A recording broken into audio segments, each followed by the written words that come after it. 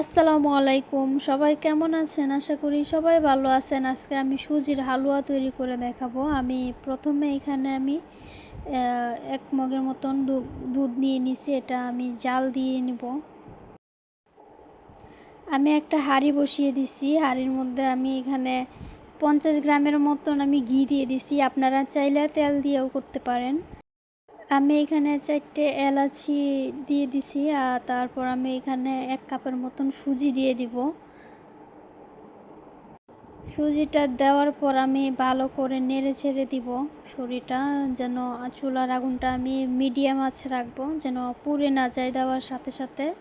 তো আমি মিডিয়াম আঁচে রেখে আমি সুজিটা এভাবে নেড়ে ছেড়ে ভেজে নিতেছি। আমি প্রায় ২-৩ মিনিটের মতো আমি ভেজে নেব সুজিটা। আমার সুজিটা প্রায় ভাজা হয়ে গেছে।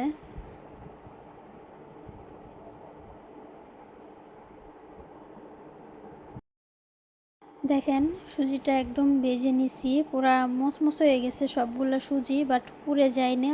আর আমি চুলার আগুনটা একদম মিডিয়াম আঁচে রাখছি, আপনারাও একদম মিডিয়াম আঁচে রাখবেন। তারপর আমার এদিকে ভাজা তো প্রায় হয়ে গেছে। আমি এখানে ১ কাপের মতন চিনি দিয়ে দিব। আমি ১ কাপের মতন দিছি, আপনারা চাইলে আরও কমায়া বাড়ায়াও দিতে পারেন। আমাদের বাসায় অনেক মিষ্টি খাওয়া হয়, তার জন্য আমি চিনিটা একটু বাড়ায়া দিছি সুজির তুলনায়। তো আপনারা চাইলে আর একটু বাড়ায়া কমিয়ে দিতে পারেন। তারপর আমি এখানে ১ মিনিটের মতন লিকুইড দুধ দিয়ে দিব, যেটা আমি জাল দিয়ে নিছিলাম প্রথমেই। তো আমি এখানে অল্প একটু দিছি, দিয়ে আমি এটা একটু নেড়ে ছেড়ে নিতেছি, কারণ সুজির মধ্যে পানিটা দেওয়ার সাথে সাথেই একদম ঘন হয়ে যায়, পানিটাও শুকিয়ে যায়। তো আমি অল্প পরিমাণ দুধ দিয়ে আমি এখানে নেড়ে ছেড়ে নিতেছি।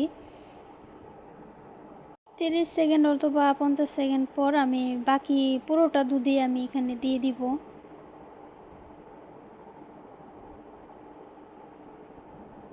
আমি পুরোটা দুধ দিয়ে দিছি, দিয়ে আমি এটা নেড়ে ছেড়ে নিতেছি ভালো করে। চুলার আগুনটা আমি মিডিয়াম আঁচে রেখে দিছি।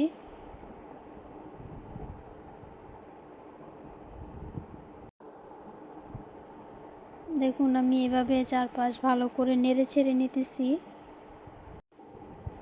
এ পর্যায়ে আমি অল্প একটু কেওড়া জল দিয়ে দিব, আপনারা চাইলে দিতে পারেন, নয়তো না দিলে বাট ফ্লেভারটা অসম্ভব সুন্দর আসে। আপনারা চাইলে দিতে পারেন, না দিলেও সমস্যা নেই। তো আমার হালুয়াটা হয়ে গেছে, আমি বেশি শুকাবো না, কারণ বেশি শুকাইলে একদম শক্ত হয়ে যাবে, ড্রাই হয়ে যাবে। তা আমি দেখেন নিয়ে নিচ্ছি, আমার হালুয়াটা একদম তৈরি হয়ে গেছে।